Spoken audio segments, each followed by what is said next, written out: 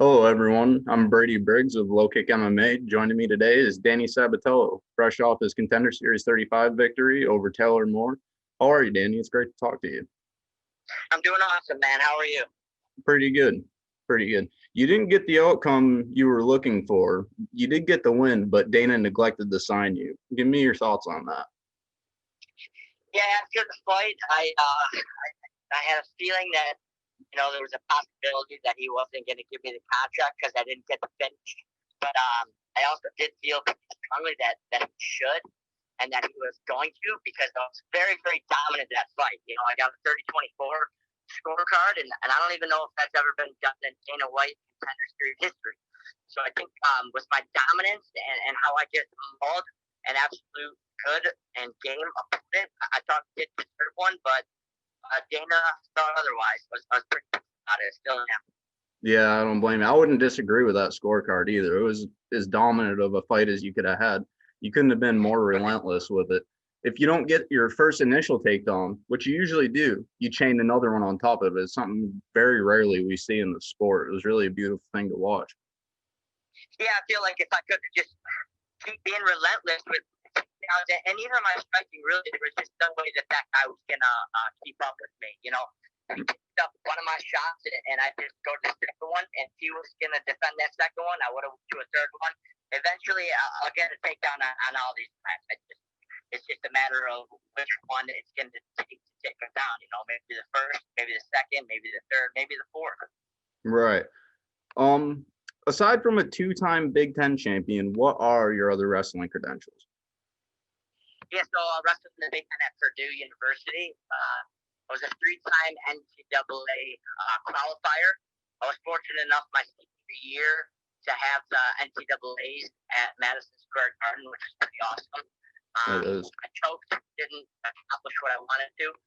Back in high school, I grew up in Illinois. I was a two-time state champion. Yeah, I've just been wrestling my entire life. But the goal after wrestling was always to get into MMA and become a world champion.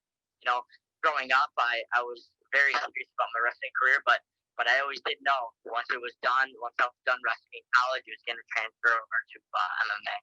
That's what I was going to ask too. What got you into MMA? Was it wrestling? So when did you get the idea to start MMA? Like, was it when you first started wrestling when you were a kid? Or was it? Yeah, absolutely. When I was a kid, I always loved MMA. To be honest with you, I always loved MMA more than wrestling. It was just, I know wrestling is a tremendous background to have if you're going to get into MMA. In my highest opinion, I think it is the best background to have if you're going to be an MMA fighter. Sure. But yeah, I always did love MMA. I loved it more than wrestling. But I did like to focus all my time and energy on wrestling. Growing up, I didn't go to boxing gyms or kickboxing gyms or Muay Thai gyms or do Brazilian Jiu-Jitsu. I stuck to wrestling because I wanted to accomplish my goals in wrestling first, and then I would transfer over to MMA. Right. You're still only 27 too. You still have lots of time.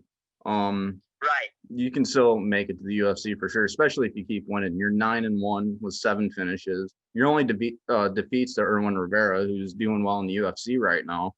Do you feel that it's pretty inevitable you'll end up there?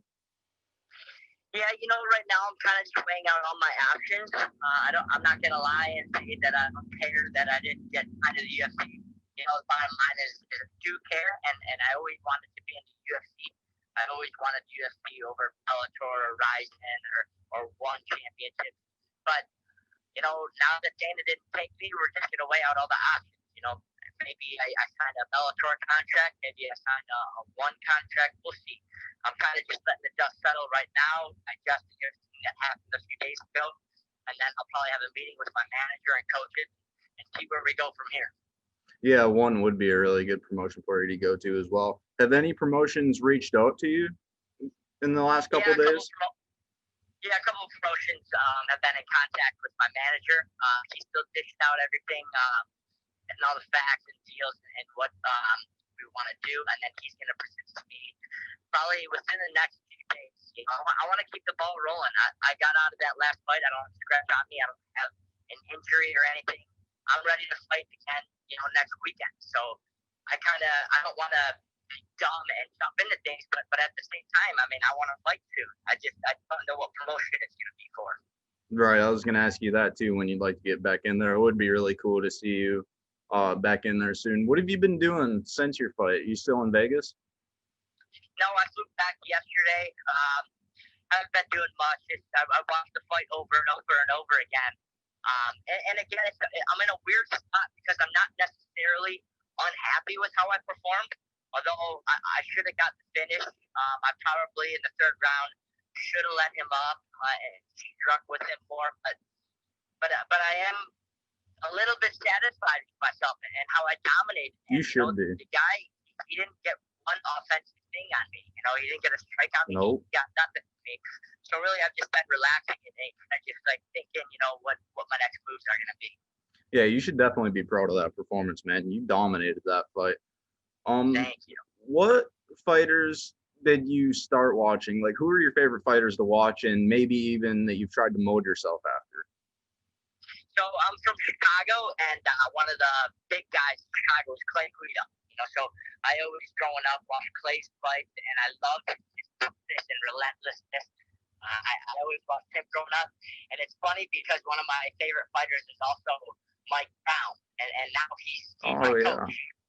He was in my corner for that fight a couple days ago, and sometimes I'm in practice and we're working out, and it's still kind of surreal to me that now he's my coach. I've looked at that guy for long.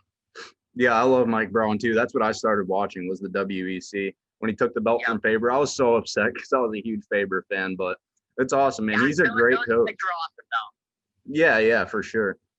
Who are your main training partners at ATT? So the good thing about ATT is not only do I have the best coaches in the world, but I have the best training partners. Yeah. I look around the room and I'm training with Pedro Munoz, Marlon Moraes, Charles Rosa, Nacho Moicano a little bit, but now he's a little too big. He's at 155 now. So I'm going with straight killers. And it's motivating, and it's not just good in terms of skill, seeing all the looks that I'm going to get at a high level, but it's also it's good to get that look and know where I'm at. If I'm holding my own against Marlon Moraes, Pedro Munoz, two of the top 5 guys in the UFC, then I'm doing okay. So it builds my confidence going with these guys, along with a lot of learning that comes with them. Right. Yeah. Do you do any work with Dean too, or is Mike your main head coach? Mike is mainly my head coach. I do a lot of grappling drills with Mike, but then I'll also do wrestling with Steve Mako. I've got my striking coach, Gabriel De Oliveira, and Steve Bruno. I don't work too much with Dean. No? Okay.